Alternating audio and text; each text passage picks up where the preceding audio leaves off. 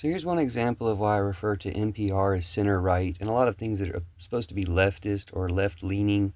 That's the only thing leftist about them, is the veneer of being left-leaning when they're actually center-right or right-wing.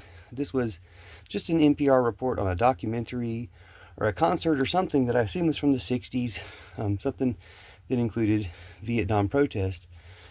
It might not even been a documentary. I can't remember what the thing was about, but I just remember the way they phrased it was that so many of the things they were criticizing, it may have been a concert given 3 days after the assassination of Martin Luther King Jr.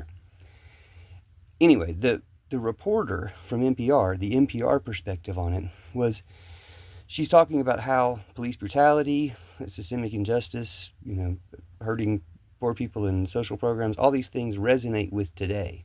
That so many of the things that were being brought up in this concert or documentary, whatever it was, resonate with today, except the anti-war stuff. She said except the anti-war stuff because the Vietnam protest was going on in the 60s. But if you were to consider if there was a parallel to that in modern times, I don't know, what would you consider might be the parallel to that in modern times?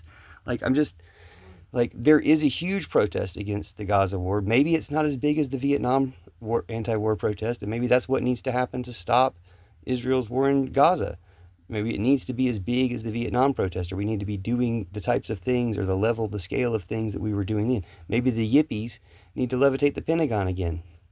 Maybe we need to get some things done to show them that we're not putting up with this, and to show people on NPR that, yeah, there is a protest. It's very similar to, if not bigger than in some ways, the Vietnam anti-war protest. It hasn't been as effective at stopping the war yet as the Vietnam anti-war protest, so maybe it needs to get bigger and take on new forms.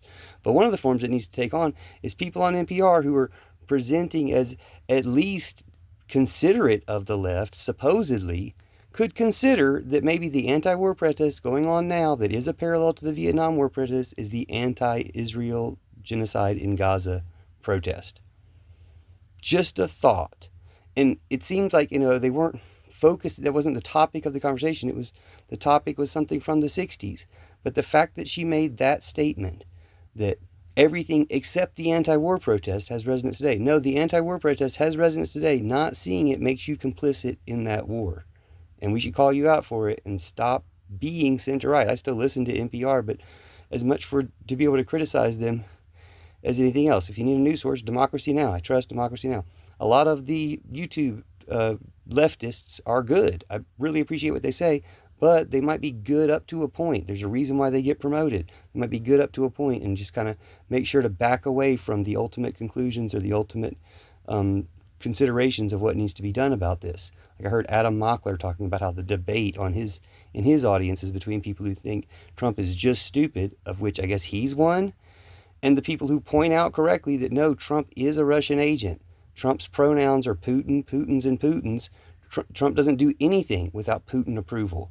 And that's the whole problem here, is that Putin hasn't just taken over our country. And if he was smart, Putin would, having taken over our country through Trump, if Putin was smart, he would just profit from that. But no, he's so small-minded, mean, and angry and revengeful. All he cares about is because America broke up USSR, I will destroy America. All he cares about is destroying America. He's going to destroy America at every angle, from every direction he can, and everyone's letting him do it because Trump.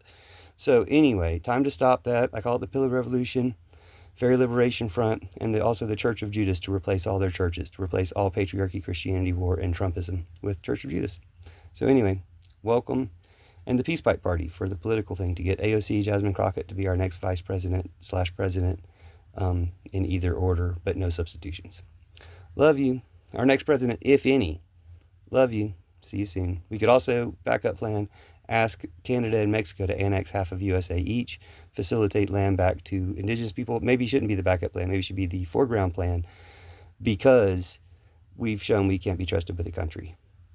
So we should at least let people know that that's an option as well. I think the better option, or the more keep America around option, is revoke the citizenship of anybody who's trying to take citizenship away from babies. That includes Alito and Thomas and anybody in that court, down to people who comment, but give them a chance to change their mind.